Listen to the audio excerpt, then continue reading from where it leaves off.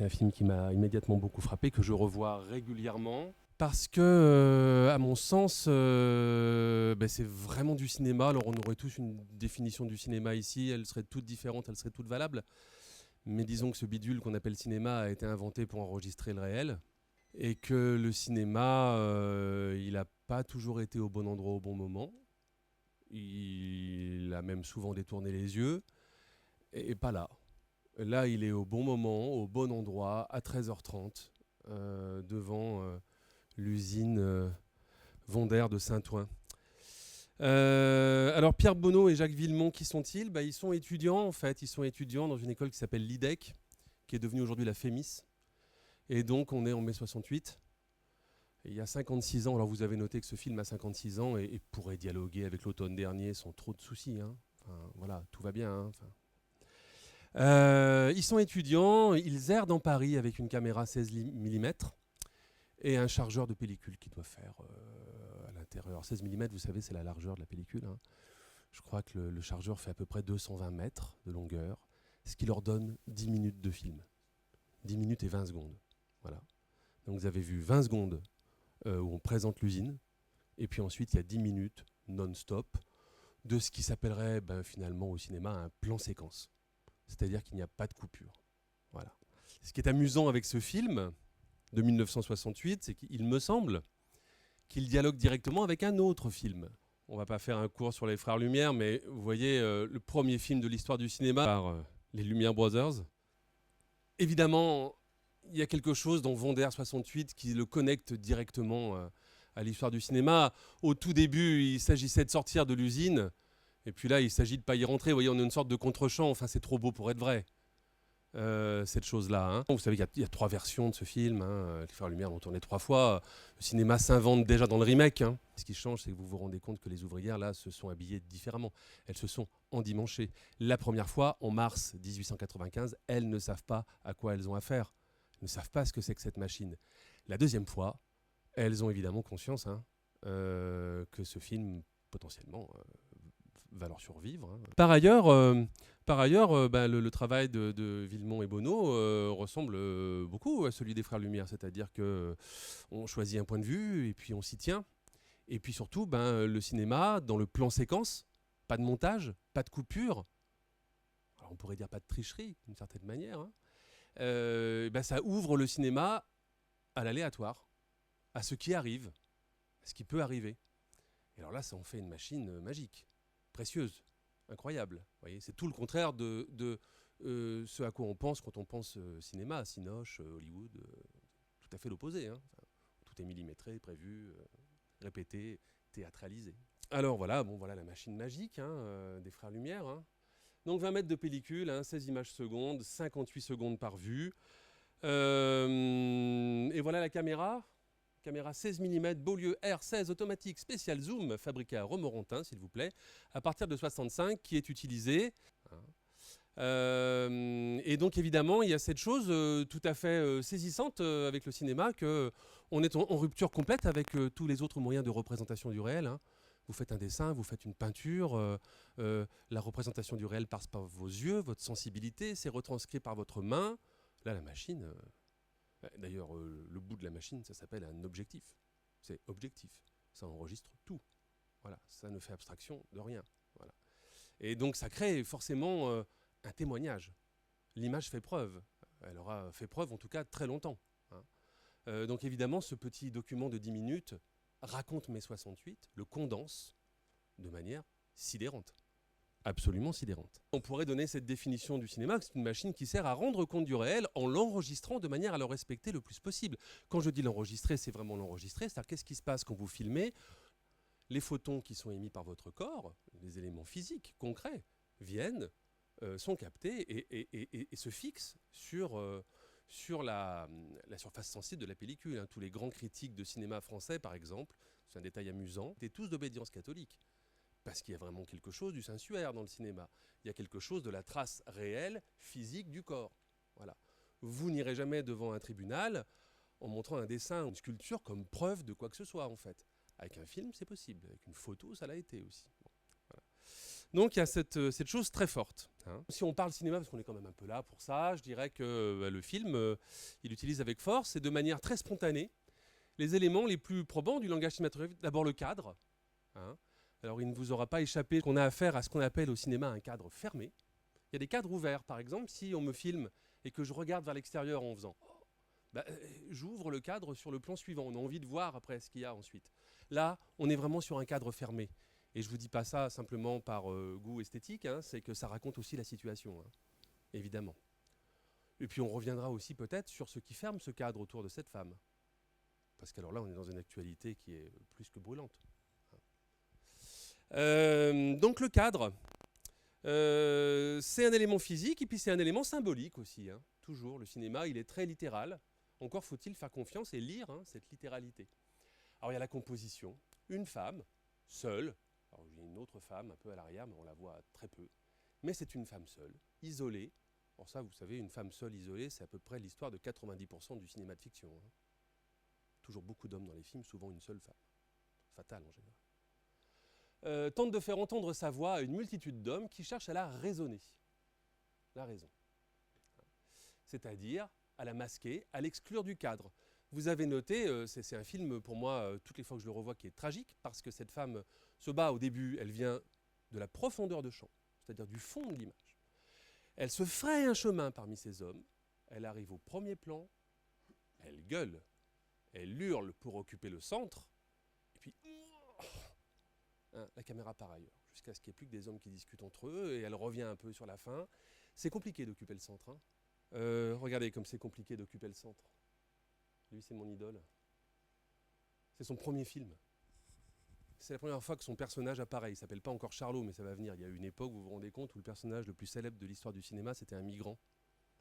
On croit rêver, non? C'est loin, hein? C'est fini, ça. Hein, voilà. Bon. Et donc, qu'est-ce que ça raconte, ça? C'est un vrai faux documentaire. C'est-à-dire que, vous savez comment ça se fait, les films en 1914, on part avec un pote et une caméra, et puis on se demande quelle bêtise on va bien pouvoir faire. Chaplin, il fait ça. Il arrive d'Angleterre, hein. Et puis, c'est une vraie course hein, d'une sorte de caisse à savon à Venice, mais pas en Italie, hein, en Californie. Et en fait, ça raconte quoi? Ça raconte rien. Ça raconte l'histoire d'un clochard qui comprend ce que c'est que le cinéma et qui veut être au centre, qui veut être filmé. Vous voyez? Et donc, évidemment, tout ça va aller assez loin. C'est-à-dire qu'on va le virer, manu, militari. Donc vous voyez le lien avec Vendère 68 aussi. Hein.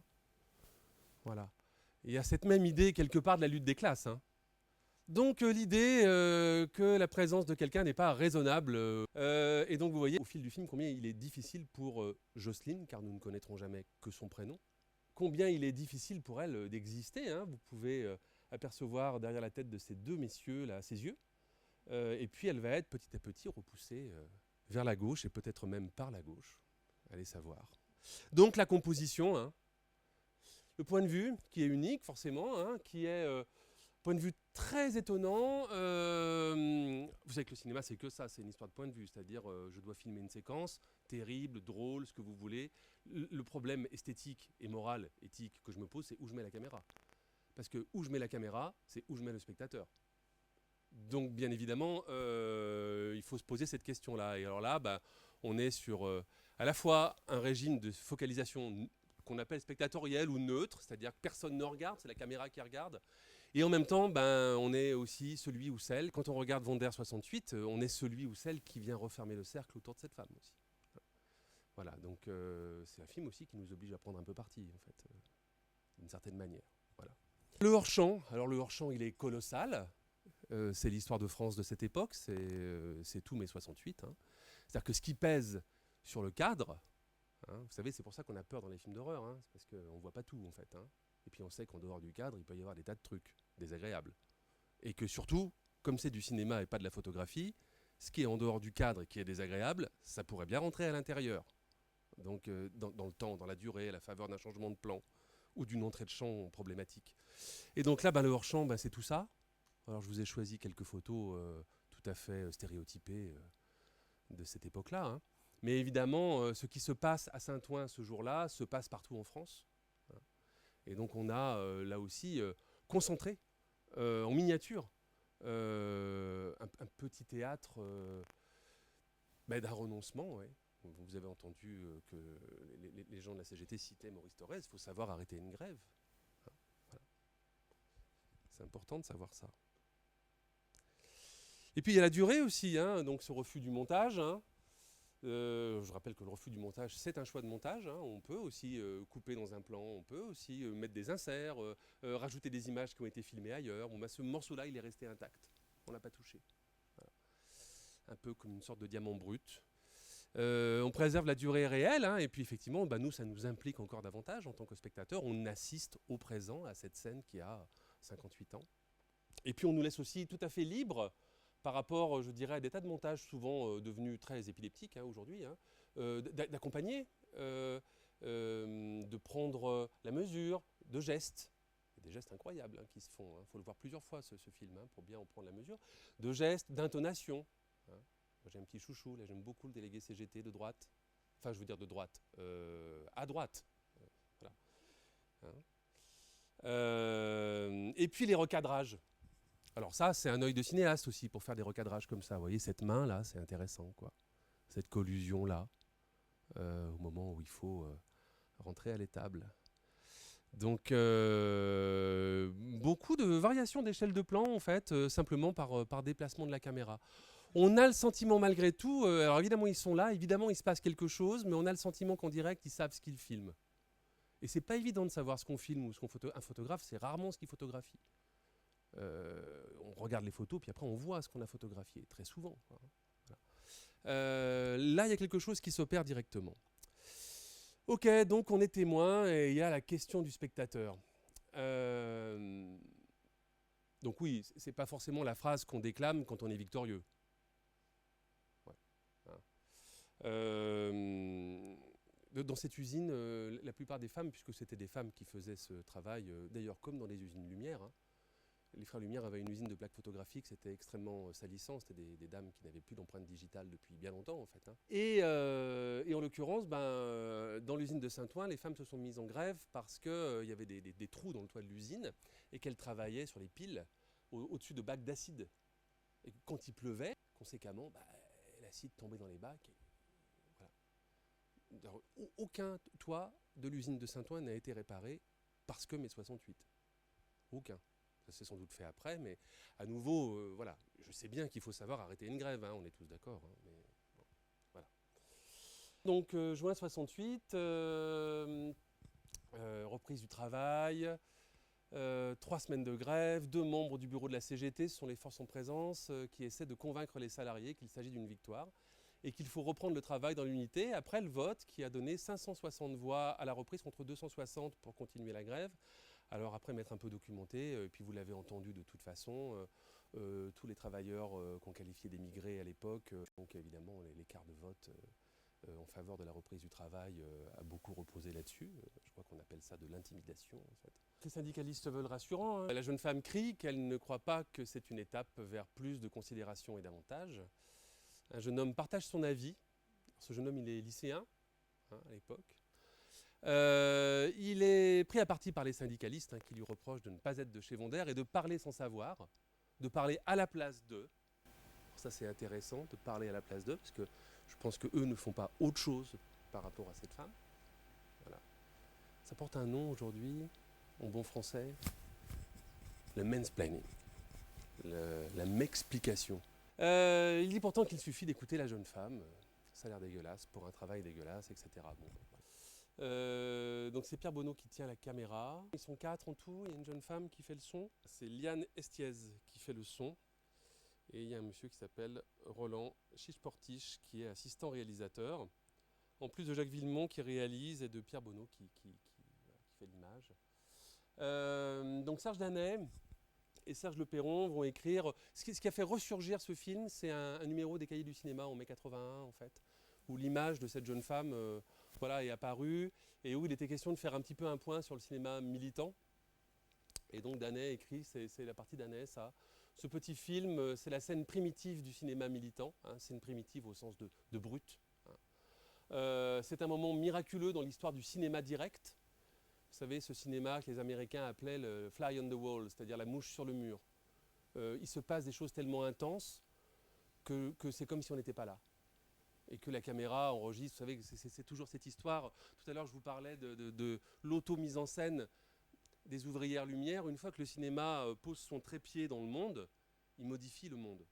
Si je sors mon téléphone et que je le fixe vers vous, certains feront les clowns, d'autres se recoifferont, d'autres voilà, me feront un procès.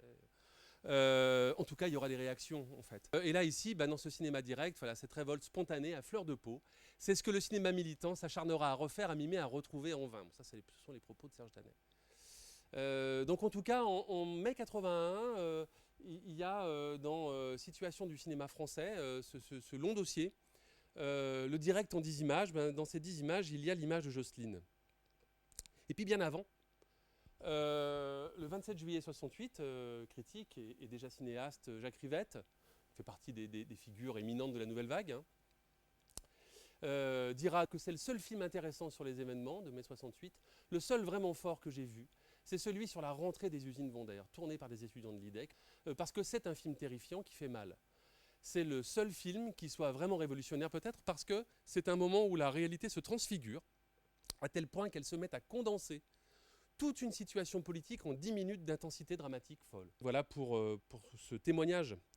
Et puis un autre point qui est important, c'est que ce qui va compter aussi dans ce film, c'est le son, c'est la parole. Et alors je suis toujours, moi, fasciné par l'idée que... vous savez que le son, enfin le cinéma qui n'avait pas besoin de ça, personne ne l'avait demandé, mais enfin il devient sonore, et on va dire parlant. 1927, la voix de l'homme et de la femme de la rue, pour l'entendre, il faudra attendre 1960, soit 33 ans plus tard. Pendant 33 ans, le cinéma sonore, c'est du sonore qui a été écrit, relu, vérifié par des instances qui ont légitimé ce qui est dit à l'écran. Voilà. Ça c'est important aussi, c'est une question démocratique aussi là-dedans, quoi. Me semble-t-il. Je fais une petite digression, vous savez, c'est François Truffaut dans La Nuit américaine, je vous fais les grands classiques, qui dit les films avancent comme des trains, tu comprends, comme des trains dans la nuit. Moi je dirais que je ne sais pas si les films avancent comme des trains, par contre ce qui est sûr, c'est que comme les trains, les images peuvent en cacher d'autres, et qu'à l'époque, c'est ça qu'on voit partout. Ce slogan a fait florès, enfin ça a été quelque chose de très important. Et évidemment, une image en cache une autre, celle-là. Et peut-être qu'il relève du pouvoir et sûrement du devoir du cinéma de révéler cette autre image. Alors voilà, Vondaire 68 révèle ça. C'est déjà énorme, c'est déjà beaucoup, me semble-t-il. Non seulement il révèle cette image, mais il la fait entendre aussi. Il fait entendre ce cri-là.